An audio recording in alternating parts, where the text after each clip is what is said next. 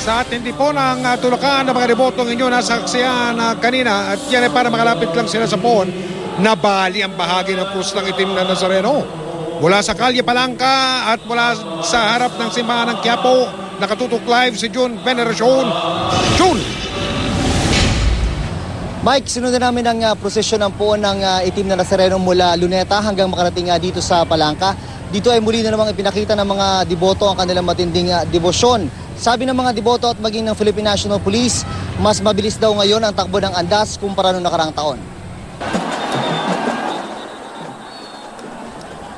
Makapanindig balahibo ang galaw ng mga tao na magsimulang umusad ang traslasyon ng poon ng itim na Nazareno pasado alas 7 ng umaga sa Luneta.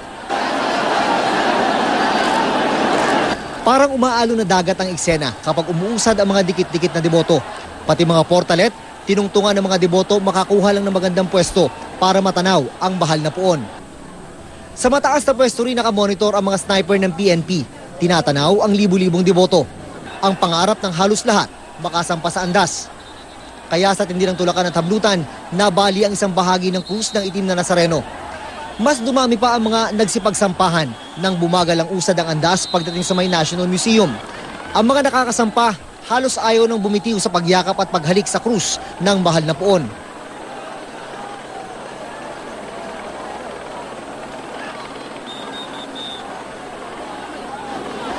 Ang mga balikat at ulo, ginawang apakan ng ilan, makalapit lang sa andas. Naghahanda para sa kanyang unang pagsampa ang 16 na taong gulang na si Rosemin Aliano nang amin siyang makita. Paliwanag mo sa akin yung feeling. Inakabahan na ninenervyos. Nang mahagip siya muli ng aming kamera, paakyat na siya ng andas. Isa lang naman daw ang kanyang hiling, kaya niya tiniis ang lahat, mahawakan lang ang poon. Anong hiling mo? Anong hiling mo? Maano po, maging tumagal pa po buhay ng magulang ko. Pero mas marami ang nabigo. Ang ilan, halos abot kamay na ang andas nang biglang mahatak o malaglag.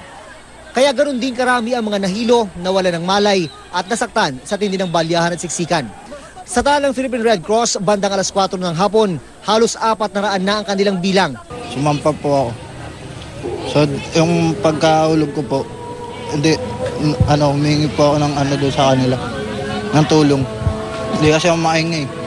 Bahagyang nag-iba ang ruta ng mga deboto. Marami ang napunta sa MacArthur Bridge na hindi sinama sa ruta ng prosesyon dahil may pangamba na baka bumigay ito. Gumamit ang PNP ng long-range acoustic device na lumikha ng napakasakit sa tengang ingay para maitaboy sa MacArthur Bridge ang mga deboto. Para lang hindi dapat sila dumaan dito, magdagdag doon. Mabilis sila dumaan sa bridge, huwag mag-stay ng matagal. Huwag matagal. Para maitaboy sila. Pagdaan naman ng prosesyon sa Jones Bridge, naging alerto na ang mga nagpatrol sa Pasig River dahil baka may mga mahulog sa ilog. Sa may eskolta, sinalubong naman ng konfeti ang pagdaan ng itim na Nazareno. Pasado alas 4 ng hapon na makarating sa Palangka Street ang prosesyon. Pero sabi ng PNP at ang lokal na pamahalaan ng Maynila, mas mabilis ang prosesyon ngayong taon. Malaking tulong na hindi nagkaproblema ang andas di tulad ng nakarang taon. Mike, latest update naman mula sa Philippine Red Cross as of 6 p.m. ay halos 500 na po ang bilang ng mga nagkaroon ng minor injury, nahilo at nawalan ng malay. At habang hindi pa nakakabalik ng Quiapo Church ang poon ng itim na Nazareno, inaasahang tataas pa ang bilang na yan. Mike? Jun, nandiyan ka sa may Palangka. Yan ba sa may dakong palengke, sa may ilalim ng tulay? Tama Mike. Actually, clearing operations na masasabi dito. Marami na nagwawalis-walis dito, Mike. Napakaraming kalat ang naiwan dito, kaya siguradong malaking problema naman ito sa MMDA na maglilinis nito mga kalat na ito, Mike. Parang nasagot pa na itatanong ko dahil gumana dyan yung poon Di ba? Kanina mga pakita ng alas 5 yata o alas 6. May mga tao pa ba dyan? May mga nagdadatingan pa ba dyan papunta dito sa may simbahan? Daanan yan papunta dito sa simbahan kahit sa Wala, Palangka. Mike. Ha? Wala na? Malinis na?